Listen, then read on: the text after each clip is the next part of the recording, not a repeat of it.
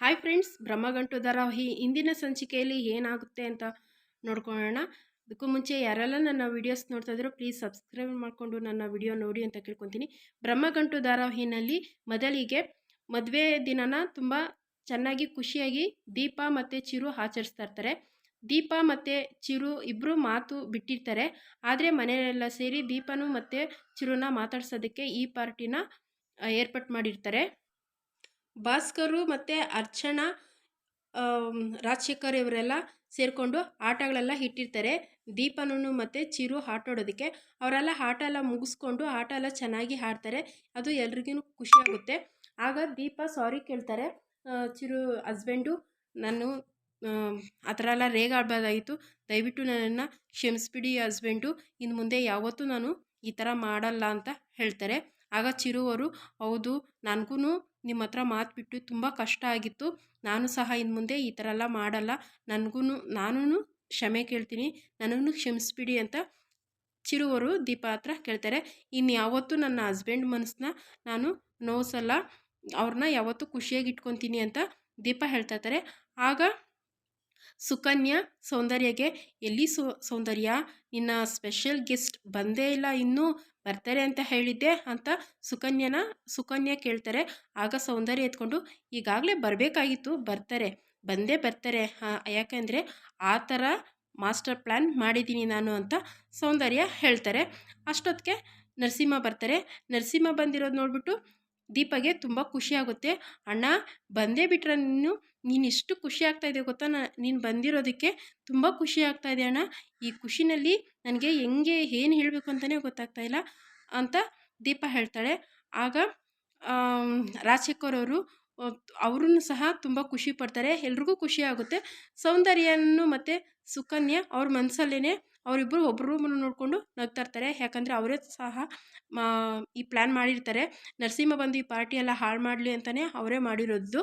ಆಗ ನರಸಿಂಹ ಹೇಳ್ತಾನೆ, ಹೌದು ನಾನು ಬಂದೆ, ಒಳ್ಳೆ ಟೈಮ್ಗೆ ಬಂದಿದ್ದೀನಲ್ಲ, ಯಾಕೆಂದರೆ ನಮ್ಮ ಭಾವ ತುಂಬ ಒಳ್ಳೆಯನು, ನಮ್ಮ ಭಾವ ಇಂಥ ಭಾವ ಸಿಗೋದಕ್ಕೆ ನಾನು ಎಷ್ಟು ಪುಣ್ಯ ಮಾಡಿದ್ನೋ ಪುಟ್ಟಿ, ನೀನು ನಿಜವರು ಇಂಥ ಗಂಡ ಪಡೆಯೋದಕ್ಕೆ ತುಂಬ ಪುಣ್ಯ ಮಾಡಿದ್ದೆ ಬಿಡು ಪುಟ್ಟಿ ಅಂತ ಹೇಳ್ತಾರೆ.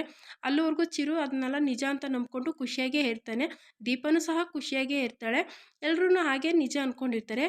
ಇಂಥ ಭಾವನ ಪಡೆಯೋದಕ್ಕೆ ನಾನು 7 ಜನ್ಮ ಎತ್ತು ಬಂದರೂ ನಾನು ಇಂಥ ಭಾವನ ನನಗೆ ಸಿಗಲ್ಲ ಬಿಡು ಅಂತ ನರಸಿಂಹ ಹೇಳ್ತಾ ಇರ್ತಾನೆ. ಆಗ ನರಸಿಂಹ ಹೇಳ್ತಾನೆ, ಅಲ್ಲ ನನ್ನ ತಂಗಿಗೆ ಮೋಸ ಮಾಡೋದಕ್ಕೆ ನಿಂಗೆ ಮನಸ್ಸಾದರೂ ಹೆಂಗೆ ಬಂತು ಭಾವ, ಇದು ನಿಂಗೆ ಸರಿನಾ ಈ ಥರ ಮೋಸ ಮಾಡೋದಕ್ಕೆ ಅಂತ ನರಸಿಂಹ ಕೇಳ್ತಾನೆ. ಆಗ ಚಿರುಗೆ ಶಾಕ್ ಆಗುತ್ತೆ. ಗಾಬರಿಯಿಂದ ನರಸಿಂಹನೇ ನೋಡ್ತಾ ಇರ್ತಾನೆ. ಆಗ ಎಲ್ಲರೂ ಅಷ್ಟೇ ನರಸಿಂಹನೇ ನೋಡ್ತಾ ಇರ್ತಾರೆ. ಇಲ್ಲಿ ಸೌಂದರ್ಯಗೂ ಮತ್ತು ಸುಕನ್ಯೆಗೆ ಖುಷಿ ಆಗ್ತಾ ಇರುತ್ತೆ. ಈ ಥರ ಮಾಡೋದಕ್ಕೆ ಎಷ್ಟು ದಿವಸದಿಂದ ಕಾಯ್ಕೊಂಡಿದ್ರಿ ನೀವು, ಈ ಥರ ನನ್ನ ತಂಗಿಗೆ ಮೋಸ ಮಾಡಬೇಕು ಅಂತ ಕಾಯ್ತಾ ಇದ್ರ ನೀವು, ನನ್ನ ತಂಗಿಗೆ ಮೋಸ ಆಗೋಕ್ಕೆ ನಾನು ಬಿಡಲ್ಲ, ನಾನಿದ್ರೂ ನನ್ನ ತಂಗಿ ಪರವಾಗೇ ನಿಲ್ತೀನಿ, ನನ್ನ ತಂಗಿಗೆ ಯಾರೂ ಇಲ್ಲ ಅಂತ ಅಂದ್ಕೊಂಬಿಡಿ, ನಾನಿದ್ದೀನಿ ಅವಳ ಅಣ್ಣನಾಗೆ ಅಂತ ನರಸಿಂಹ ಹೇಳ್ತಾನೆ. ಆಗ ಅಣ್ಣ ನೀನು ಏನು ಹೇಳ್ತಾ ಇದೀಯಾ, ನನ್ನ ಹಸ್ಬೆಂಡು ನನಗೆ ಮೋಸ ಮಾಡೋದು ಅಂದರೆ ಏನು, ಅವ್ರು ಯಾಕೆ ನನಗೆ ಮೋಸ ಮಾಡಬೇಕು, ಅಣ್ಣ ನೀನೆಲ್ಲೋ ತಪ್ಪು ತಿಳ್ಕೊಂಡಿದ್ಯಾ ಅಂತ ದೀಪ ಹೇಳ್ತಾಳೆ. ಇಲ್ಲ ಪುಟ್ಟಿ, ನಿನಗೆ ಗೊತ್ತಿಲ್ಲ ನಿನ್ನ ಗಂಡ ಎಂಥ ಮೋಸ್ಕರ, ಎಂಥ ಲೋಫರ್ ಅಂತ ತುಂಬ ಕೆಟ್ಟದಾಗೆಲ್ಲ ಬೈತಾನೆ ನರಸಿಂಹ. ಆಗ ಎಲ್ಲರೂ ನಿಂತ್ಕೊಂಡು ನೋಡ್ತಾನೆ ಇರ್ತಾರೆ. ರಾಜಶೇಖರ್ ಇದ್ಕೊಂಡು, ಯಾಕಪ್ಪ ಹಂಗೆಲ್ಲ ಮಾತಾಡ್ತೀಯ, ನನ್ನ ಮಗ ಆ ಥರ ಎಲ್ಲ ಮಾಡಲ್ಲ, ನನ್ನ ಮಗ ಏನು ಅಂತ ಇಲ್ಲಿರೋ ಎಲ್ರಿಗೂ ಗೊತ್ತು, ಈ ಥರ ಎಲ್ಲ ಮಾತಾಡಬೇಡ ನೀನು ಅಂತ ರಾಜಶೇಖರ್ ಹೇಳ್ತಾರೆ. ಆಗ ಭಾಸ್ಕರು ಅಷ್ಟೇ, ಹಂಗೆಲ್ಲ ಮಾತಾಡಬೇಡಪ್ಪ, ಚಿರು ಏನು ಅಂತ ನಮ್ಮೆಲ್ರಿಗೂ ಗೊತ್ತು ಅಂತ ಭಾಸ್ಕರು ಸಹ ಹೇಳ್ತಾರೆ. ಸಾಕು ಸುಮ್ಮನೆ ಇರ್ರಿ, ನೀವು ನಿಮ್ಮ ಮಗನ ಪರವಾಗಿ ಮಾತಾಡಬೇಡ್ರಿ, ನಿನ್ನ ಮಗ ಏನು ಅಷ್ಟು ಭಾರಿ ಒಳ್ಳೆ ಮನುಷ್ಯ ಅಂತ ಹೇಳಬೇಡಿ, ನಿನ್ನ ಮಗನ ಯೋಗ್ಯತೆ ಏನು ಅಂತ ನನಗೆ ಚೆನ್ನಾಗಿ ಗೊತ್ತೈತೆ ಅಂತ ನರಸಿಂಹ ಹೇಳ್ತಾರೆ. ನಿಮ್ಮ ತಾಯಿ ಏನಾದರೂ ಬದುಕಿದ್ದಿದ್ರೆ ಇದನ್ನೆಲ್ಲ ಕಣ್ಣಲ್ಲಿ ನೋಡಿ ಎಷ್ಟು ಬೇಜಾರು ಮಾಡ್ಕೊತಿದ್ರೋ, ಎಷ್ಟು ನೋವು ತಿಂತಿದ್ರೋ, ಮತ್ತು ನಿನ್ನ ಕಪ್ಪಳಕ್ಕೆ ಬಾರಿಸಿ ನನ್ನ ಸೊಸೆಗೆ ಮೋಸ ಮಾಡ್ತಾ ಇದೀಯ ಅಂತ ಕೇಳ್ತಾಯಿದ್ರು. ಅವರಿವತ್ತು ಬದುಕಿಲ್ಲ, ಬದುಕಿದ್ದಿದ್ರೆ ಎಷ್ಟು ಬೇಜಾರಾಗ್ತಿತ್ತು, ಅವರು ಇಷ್ಟು ಬೇಗ ಹೋಗಿದ್ದೇ ಎಷ್ಟೋ ಒಳ್ಳೇದಾಯಿತು, ಇಲ್ಲ ಅಂತಂದಿದ್ರೆ ಈ ಕೆಟ್ಟದನ್ನೆಲ್ಲ ನೋಡಿ ತುಂಬ ನೋವಾಗ್ತಿತ್ತು ಅಂದ ತಕ್ಷಣ ಚಿರುಗೆ ಕೋಪ ಬರುತ್ತೆ. ನರಸಿಂಹ ಅಂದ್ಕೊಂಡು ಕತ್ತಿನ ಪೆಟ್ಟೆ ಇಟ್ಕೊಳ್ತಾರೆ ಚಿರುವರು. ಆಗ ಕತ್ತಿನ ಪೆಟ್ಟೆ ಹಿಡ್ಕೊಂಡು, ನೀನು ನನ್ನ ತಾಯಿ ಬಗ್ಗೆ ಮಾತಾಡ್ತೀಯಾ, ಇಷ್ಟೆಲ್ಲ ನನ್ನ ಬಗ್ಗೆ ಮಾತಾಡ್ತಾ ಇದ್ರು ನಾನು ಸುಮ್ಮನೆ ಇದ್ದೆ, ಆದರೆ ಇವಾಗ ನೀನು ನನ್ನ ತಾಯಿ ಬಗ್ಗೆ ಮಾತಾಡ್ತೀಯಾ, ನಿನಗೆ ಎಷ್ಟು ಧೈರ್ಯ ಇರಬೇಕು ಅಂತ ಚಿರು ಅವರು ಹೇಳ್ತಾರೆ, ನಿನ್ನ ತಾಯಿ ಬಗ್ಗೆನೂ ಮಾತಾಡ್ತೀನಿ, ಅವ್ರ ಅಮ್ಮನ ಬಗ್ಗೆನೂ ಮಾತಾಡ್ತೀನಿ ಅಂತ ನರಸಿಂಹ ಹೇಳ್ತಾರೆ. ಆಗ ಎಲ್ಲರೂ ಈ ಕಡೆ ನರಸಿಂಹನೂ ಮತ್ತು ಚಿರುವನ್ನ ಹಿಡ್ಕೊಂಡು ಬಿಡಿಸ್ಕೊತಾರೆ. ನೀನು ಇಷ್ಟೊತ್ತು ಏನೆಲ್ಲ ಮಾತಾಡಿದೆ ನನ್ನ ಬಗ್ಗೆ, ನಾನು ಏನೂ ಮಾತಾಡ್ಸಿಲ್ಲ, ಆದರೂ ಸೈಲೆಂಟಾಗಿದ್ದಿದ್ದೆ, ಎಲ್ಲನ ಹೋಗ್ಲಿ ಪಾಪ ಅಂತ. ಆದರೆ ನೀನು ನಮ್ಮ ಅಮ್ಮನ ಬಗ್ಗೆ ಮಾತಾಡ್ತೀಯಲ್ಲ, ನಿಂಗೆ ಎಷ್ಟು ಧೈರ್ಯ ಇರಬೇಕು ಅಂತ ಹೇಳ್ತಾರೆ. ಆಗ ಮಾತಾಡ್ತೀನಿ, ಏನ್ರಿ ಮಾಡ್ತೀರಾ ಅಂತ ನರಸಿಂಹ ಕೇಳ್ತಾರೆ. ಆಗ ದೀಪ ಬಂದ್ಬಿಟ್ಟು, ಅಣ್ಣ ಕುಡ್ಕೊಂಬಂದಿದ್ಯಾ, ಯಾಕಣ್ಣ ಈಗೆಲ್ಲ ಮಾಡ್ತಾ ಇದೆಯಾ ಅಂತ ಕೇಳಿದ್ರೆ, ಪುಟ್ಟಿ ನಿನಗೆ ನಿನ್ನ ಗಂಡನ ಬಗ್ಗೆ ಗೊತ್ತಿಲ್ಲ, ನಿನ್ನ ಗಂಡ ನಿನ್ನ ಬೆನ್ನಿಂದೆ ತುಂಬ ಮೋಸ ಮಾಡ್ತಾಯಿದ್ದಾನೆ, ಈಗಲೇ ನೀನು ಎಚ್ಚರಿಕೋ ದೀಪ ಅಂತ ಹೇಳ್ತಾರೆ. ಇಲ್ಲ ಅಣ್ಣ, ನನ್ನ ಗಂಡ ಯಾವತ್ತೂ ನನಗೆ ಮೋಸ ಮಾಡಲ್ಲ, ನನ್ನ ಗಂಡ ತುಂಬ ಒಳ್ಳೆಯರು ಅಂತ ದೀಪ ಹೇಳ್ತಾಳೆ. ಇಲ್ಲ ಪುಟ್ಟಿ, ನಿನಗೆ ಗೊತ್ತಿಲ್ಲ ಅಂತ ಹೇಳಿದಾಗ ದೀಪ ಕಪ್ಪಳಕ್ಕೆ ಹೊಡಿತಾರೆ. ನರಸಿಂಹ ಸೈಲೆಂಟ್ ಆಗಿಬಿಡ್ತಾನೆ. ಅಣ್ಣ ನೀನು ಇಲ್ಲಿಂದ ಹೋಗ್ತೀಯೋ ಇಲ್ಲೋ ಸಾಕು, ಇನ್ನು ನೀವು ಕುಡ್ಕೊಂಬಂದಿಲ್ಲಿ ಗಲಾಟೆ ಮಾಡ್ತೀಯಾ ಅಂತ ನಾನು ಅಂದ್ಕೊಂಡಿರಲಿಲ್ಲ, ನೀನಿನ್ನೂ ಬದಲಾಗಿಲ್ವಾ ಅಂತ ದೀಪ ಕೇಳ್ತಾಳೆ.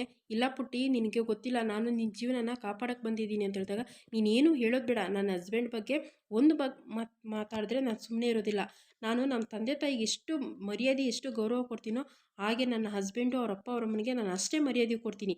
ನೀನು ಇಲ್ಲೊಂದು ಕ್ಷಣ ನಿಂತ್ಕೊಂಬೇಡ, ಹೋಗ್ತಾವ್ರಿ ಇಲ್ಲಿಂದ ಅಂತ ಕೇಳ್ತಾಳೆ. ಆಗಲ್ಲ ಪುಟ್ಟಿ ಅಂದರೆ, ಇಲ್ಲಿಂದ ಹೋಗ್ತೀಯೋ ಇಲ್ಲೋ ಅಂತ ಜೋರಾಗಿ ದೀಪ ಕಿರಿಸ್ತಾಳೆ. ಆಗ ನರಸಿಂಹ ಹೋಗ್ಬಿಡ್ತಾನೆ. ನರಸಿಂಹ ಹೋಗಿ ಒಂದು ಹತ್ರ ಕೂತ್ಕೊಂಡು, ಆಗ ಪುಟ್ಟಿ ನಾನು ನಿನ್ನನ್ನು ಕಾಪಾಡಬೇಕು ಅಂತ ಅಂದ್ಕೊಂಬಂದೆ, ನಿನ್ನ ಗಂಡ ಎಂತೋನು ಏನು ಅಂತ ನಿನ್ನ ಹತ್ರ ಹೇಳೋಕ್ಕಂತ ಬಂದರೆ ನೀನು ನನಗೆ ಹೊಡೆದು ಅವಮಾನ ಮಾಡಿಬಿಟ್ಟಲ್ಲ, ನೀನು ಅದೇ ಒಂದು ಹತ್ರ ಕರ್ಕೊಂಡೋಗಿ ಯಾಕಣ್ಣ ಏನಾಯಿತು ಅಂತ ಕೇಳಿದ್ದಿದ್ರೆ ನಾನು ನಿನ್ನ ಹತ್ರ ಹೇಳ್ತಿದ್ದೆ ತಾನೆ, ಆದರೆ ಅವ್ರ ಮುಂದೆ ಎಲ್ಲ ಅವಮಾನ ಮಾಡಿಬಿಟ್ಟೆ ಪುಟ್ಟಿ ನೀನು ಅಂತ ಒಬ್ಬೊಬ್ಬನೇ ಮಾತಾಡ್ಕೊಂಡಿರ್ತಾರೆ. ಆಗ ಇನ್ನೊಂದು ಕಡೆ ಇಲ್ಲಿ ದೀಪ ಬಂದು ಸೈಲೆಂಟಾಗಿ ಕೂತಿರ್ತಾಳೆ. ಅಲ್ಲಿಗೆ ಚಿರು ಬರ್ತಾನೆ.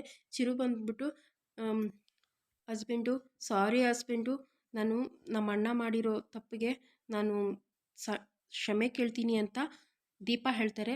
ಆಗ ಚಿರು ಅವರು, ಯಾವತ್ತೂ ನನಗೆ ನಿಮ್ಮ ಮೇಲೆ ಕೋಪ ಕಮ್ಮಿ ಆಗಲ್ಲ ಬಿಡಿ ಅಂತ ಸೈಲೆಂಟಾಗಿ ನಿಂತಿರ್ತಾರೆ. ಅಲ್ಲಿಗೆ ಸುಕನ್ಯನು ಸೌಂದರ್ಯ ಬಂದ್ಬಿಟ್ಟು, ಏನೇ ದೀಪ, ನಿಮ್ಮ ಅಣ್ಣ ಇಲ್ಲಿಗೆ ಬರಲಿ ಅಂತ ನೀನೇ ಹೇಳ್ಕೊಟ್ಟು ಕರ್ಸ್ಕೊಂಡಿದ್ಯಾ, ಈ ಪಾರ್ಟಿನಲ್ಲಿ ಜಗಳ ಮಾಡಲಿ ಅಂತಲೇ ಕರ್ಸ್ಕೊಂಡಿದ್ಯಾ ಅಂತ ಸುಕನ್ಯೆ ಹೇಳ್ತಾಳೆ.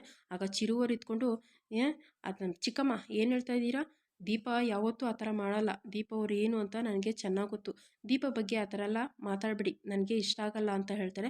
ಆಗ ಸುಕನ್ಯೆ ಎತ್ಕೊಂಡು, ಏನಪ್ಪ ಚಿರು, ನಾನು ನಿನ್ನ ಬಗ್ಗೆ ನಿನಗೆ ಒಳ್ಳೇದಾಗಲಿ ಅಂತ ಮಾತಾಡಿದ್ರೆ ನೀನು ಹಿಂಗೆಲ್ಲ ಹೇಳ್ತೀಯಾ, ಇಲ್ಲ ಈ ವಿಷಯನ ಇಲ್ಲಿಗೆ ಬಿಟ್ಬಿಡಿ ಅಂತ ಚಿರು ಅವರು ಹೇಳ್ತಾರೆ. ಆಗ ಚಿರು ಅಲ್ಲಿಂದ ಹೋದ್ಮೇಲೆ ಸೌಂದರ್ಯನು ಮತ್ತು ಸುಕನ್ಯೆ ಅಲ್ಲೇ ನಿಂತಿರ್ತಾರೆ ದೀಪ ಹತ್ರ, ದೀಪನೂ ಅಲ್ಲೇ ಇರ್ತಾರೆ. ಆವಾಗ ಸೌಂದರ್ಯ ಹೇಳ್ತಾಳೆ, ಹೇಗಿದೆ ನನ್ನ ಮಾಸ್ಟರ್ ಪ್ಲ್ಯಾನು, ನನ್ನ ಹತ್ರ ಏನು ಹೇಳಿದೆ ನೀನು, ನಮ್ಮ ಅಣ್ಣ ಅಂತ ಹೇಳ್ತಿದ್ದಲ್ಲ, ಅಷ್ಟು ಜಂಬ ಕೊಚ್ಕೊತಿದ್ದಲ್ಲ, ನಿಮ್ಮ ಅಣ್ಣನ್ನೇ ಬಳಸ್ಕೊಂಡು ನೋಡ್ದಾ ನಾನು ಯಾವ ಥರ ಮಾಡಿದ್ದೀನಿ ಅಂತ ಹೇಳಿದಾಗ ದೀಪಗೆ ಶಾಕ್ ಆಗುತ್ತೆ. ಆವಾಗ ದೀಪ ಹೇಳ್ತಾರೆ, ಇದೆಲ್ಲ ಮಾಡಿದ್ದು ನೀವಾ ಅಂತ. ಹೌದು ಮತ್ತೆ ಅಂತ ಅಂದಾಗ ಆವಾಗ ಒಂದು ಸೌಂದರ್ಯ ಹತ್ರ ಒಂದು ವಿಡಿಯೋ ಇರುತ್ತೆ. ಆ ವಿಡಿಯೋ ಸೌಂದರ್ಯ ತೋರಿಸಿದ ಮೇಲೆ ದೀಪಗೆ ಆಗ ಎಲ್ಲ ಅರ್ಥ ಆಗುತ್ತೆ. ಫ್ರೆಂಡ್ಸ್, ಇಂದಿನ ಸಂಚಿಕೆಯಲ್ಲಿ ಇಷ್ಟಿದೆ ಫ್ರೆಂಡ್ಸ್, ಮುಂದಿನ ಸಂಚಿಕೆಯಲ್ಲಿ ನೋಡೋಣ.